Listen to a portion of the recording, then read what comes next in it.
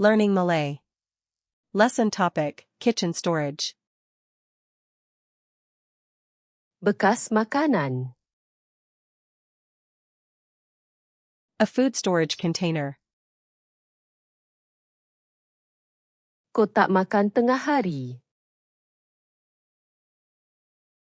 A lunchbox. Beg simpan makanan. A food storage bag. Beg beku. A freezer bag. Pembalut plastik. Plastic wrap. Kerajang aluminium. Aluminum foil. Pantry. A pantry. Kabinet dapur. A kitchen cabinet. Laci dapur. A kitchen drawer. Rak dapur. A kitchen shelf. Rak rempah. A spice rack. Clip bag. A bag clip. Sabun pinggan.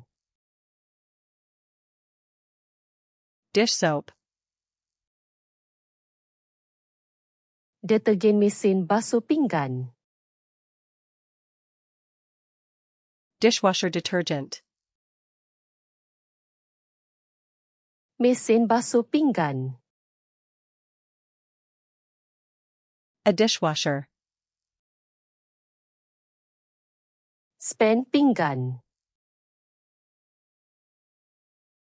A dish sponge. Berus pinggan. A dish brush.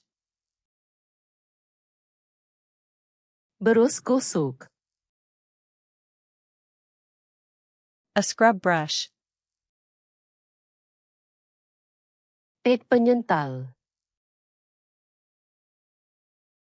A scouring pad.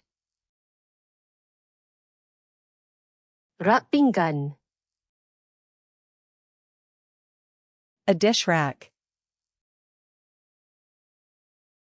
Sinki dapur.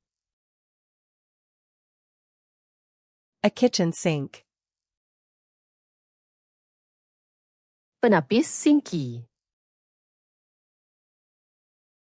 A sink strainer. Tuala kertas. A paper towel. Kain pembersih. A cleaning cloth. Tisu pembersih. Cleaning wipes. Semburan pembersih. Cleaning spray. Botol semburan. A spray bottle.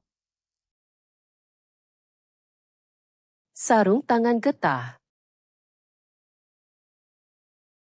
Rubber gloves. Tong sampah. A trash can. Beg sampah. A trash bag. Tong kita semula. A recycling bin. Tong kompos. A compost bin. Penyapu. A broom. Penyodok sampah. A dustpan. Kain lantai. A floor cloth.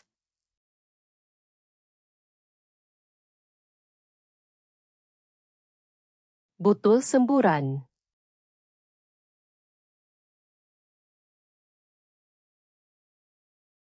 Kabinet dapur.